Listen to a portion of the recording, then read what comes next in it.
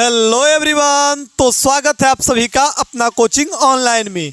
मैं D sir आज आप लोग को पढ़ाने वाला हूं प्रकाश का प्रवर्तन का ये 5वीं वीडियो है। फर्स्ट वीडियो में हम लोगों ने क्या देखे थे, तो उसमें हम लोग जाने थे प्रकाश के बारे में कि प्रकाश होता क्या है। क्योंकि प्रकाश का प्रवर्तन का जो चैप्टर है, तो उस चैप्टर में अगर हम लोग प्रकाश के बारे में नहीं जानेंगे तो आगे हमारी डाउट क्लियर कैसे होगी।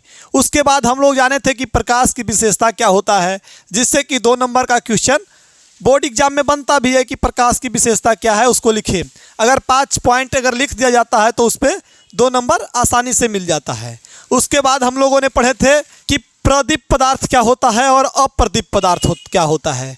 उससे भी ऑब्जेक्टिव क्वेश्चन बनते हैं कि लिख दिया जाता है 4 ऑप्शन और उसमें चूज किया जाता है कि इसमें से प्रदीप पदार्थ कौन सा है। उसके बाद हम लोग पढ़े थे कि पारदर्शी पदार्थ क्या होता है, अपारदर्शी पदार्थ क्या होता है, पारभासी पदार्थ क्या होता है। उससे भी ऑब्जेक्टिव का ही क्वेश्चन बनते हैं। अब हम लोग देखेंगे कि प्रकाश का प्रवर्तन क्या है। और जैसे कि इससे पहले हम आपको बताए थे भी प्रकाश का प्रवर्तन, अगर आप लोग पढ़ रहे हैं तो किरण के बारे में भी जानकारी होनी चाहिए आपके पास, जो कि वीडियो में बताया गया है। वीडियो अपलोड है, उस पर किरण के बारे में बताए हैं, किरण पुंज के बारे में बताए हैं, कितने प्रकार के होते हैं किरण, ये भी बताए गए हैं।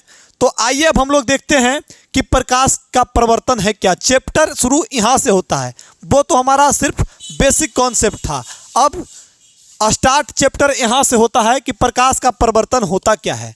कहता है कि जब प्रकाश की किरणें किसी दर्पण या चमकीली सतह से टकराकर पुनः लौटने की प्रक्रिया को प्रकाश का प्रवर्तन कहते हैं।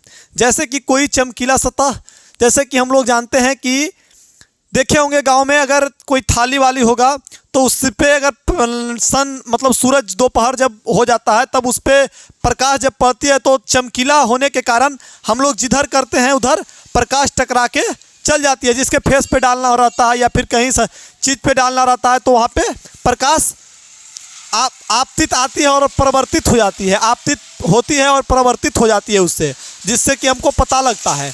जैसे कि एक छोटा सा एग्जांपल आप लोग को अभी हम बताते हैं कि ये लेज़र लाइट है, ये लेज़र लाइट है और इसका एक मान लिया जाए, यहाँ पे देखिए कि ये चमकीला सतह है, एक तरह के मानिए ये चाकू क्या है, चमकीला सतह है। अब इस पे हम प्रकाश को डाल रहे हैं, इस पे अगर प्रकाश को डाल रहे हैं तो देखिए प्रकाश को हम डाल रहे हैं यहाँ पे, प्रकाश को हम डाल रहे हैं यहाँ पे, लेकिन ये दिखाई कहाँ दे रहा है, बोर्ड पे डाल रहे। देखिए यहाँ पे हम डालते हैं तो बोर्ड पे दिखाई देता है।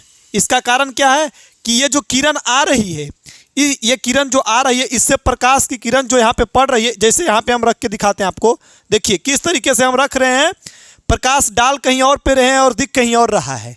तो यही होता है प्रकाश का प्रवर्तन। यहाँ जैसे यहाँ से प्रकाश आया तो यहाँ से परिवर्तित हो गया, परिवर्तन हो गया। तो जो आने वाली किरण रहती है उसको क्या कहते हैं, उसको आपतित किरण कहते हैं। और जो यहाँ से टकरा के वापस चल जाता है उसको परिवर्तित किरण कहते हैं। ये हो गया आपतित किरण, ये हो गया परिवर्तित किरण। और यहाँ पे जो कोण बनता है, यहाँ पे जो कोण बनता है उसको आपतन कोण कहते हैं। और यहाँ पे जो कोण बनता है, क्योंकि देखिए ये आपतित किरण है, आपतित किरण है, आपतित किरण है तो इधर जो कोण बनेगा सो आपतन कोण बनेगा। और ये है परावर्तित किरण, तो इधर जो कोण बनेगा वो परावर्तन कोण बनेगा। आपतन कोण को I से डिनोट करते हैं और परावर्तन कोण को R से डिनोट करते हैं। और इसके बीच में एक अभिलंब होता है। ये जो है हमारा चिन्ह है वो अभिलंब का होता है। इसका क्या कहता है, इसका 2 नियम है, देखते हैं हम लोग, आगे पढ़ते हैं उसके बाद समझते चलेंगे कि प्रकाश के प्रवर्तन का 2 नियम होता है। पहले तो हम लोग जान गए कि प्रकाश का प्रवर्तन है क्या। कहता है कि जब प्रकाश की किरणें किसी दर्पण या चमकीली सतह से, जैसे कि अभी आपको हम बताएं कि चमकीली सतह से टकराकर जो वापस लौट रही है, उसी की वही प्रक्रिया को क्या कहते हैं, तो प्रकाश का प्रवर्तन कहते हैं। जैसे कोई प्रकाश की किरणें आई और टकरा के वापस चल गई, उसी को क्या कहेंगे, तो प्रकाश का प्रवर्तन कहेंगे। अब हम लोग जान लेते हैं कि इस प्रवर्तन का 2 नियम होता है, इससे हमारा सारी डाउट जो है वो क्लियर हो जाएगी। कहता है कि प्रकाश के परावर्तन का 2 नियम होता है। पहला, आपतन कोण परावर्तन कोण के बराबर होते हैं। आपतन कोण जो होते हैं, मतलब इधर से जो किरण जा रही है तो इधर एक कोण को बना रहा है, तो ये I जो होता है, कोण I जो होता है वो बराबर होता है किसका, कोण R का। कहता है कि पहला नियम क्या कहता है कि प्रकाश के परावर्तन का पहला नियम कहता है कि आपतन कोण परावर्तन कोण के बराबर होते हैं। और नियम दूसरा क्या कहता है कि आपतित किरण, मतलब ये किरण, आपतित किरण और परिवर्तित किरण तथा आपतित किरण तथा परिवर्तित किरण, ये हो गया आपतित किरण और ये हो गया कौन सा किरण, परिवर्तित किरण, तथा आपतन बिंदु, ये बिंदु हो गया, ये कौन सा बिंदु हो गया, आपतन बिंदु पर डाला गया लंब, ये जो लंब है तीनों एक ही तल में स्थित होते हैं। मतलब क्या कह रहा है कि आपतित किरण और परिवर्तित किरण और ये जो डाला गया है लंब, वो तीनों एक ही तल में स्थित होता है। इसका दूसरा नियम ये कहता है, इससे 2 नंबर या 5 नंबर में ये क्वेश्चन आता है। उसमें पूछा जाता है कि प्रकाश का परावर्तन, अगर प्रकाश का परावर्तन पूछा जाएगा तो आपको 2 नंबर में आएगा, अगर प्रकाश का परावर्तन और उसके नियम पूछे जाएंगे तो ये क्वेश्चन 5 नंबर के बनते हैं। तो यहाँ से आप लोग के या तो 2 नंबर या तो 5 नंबर या तो कोई ना कोई ऑब्जेक्टिव क्वेश्चन जरूर से जरूर फंसता है। या तो आपको फंस जाएगा इस तरीके से क्वेश्चन कि आपतन, आपतित किरण और अभिलंब के बीच जो कोण बनते हैं उसको आपतन कोण कहते हैं या परावर्तन कोण कहते हैं, तो आपको उसमें टिक मारना होगा कि आपतन कोण कहते हैं।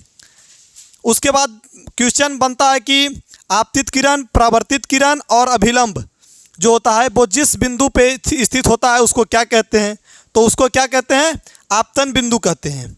यहाँ पे साफ साफ लिखा हुआ है कि आपतित किरण, परावर्तित किरण तथा आपतन बिंदु पर डाला गया लंब तीनों एक ही तल में स्थित होता है। ये हमारा मिरर है, ये हमारा दर्पण है जिस पे कि प्रकाश आ रही है और परावर्तित हो रही है, और इस पे डाला गया लंब तीनों जो है वो एक ही तल में यहीं पे स्थित होती है, यहीं से परावर्तित, मतलब आपतित किरण जो आती है वो परावर्तित हो जाती है।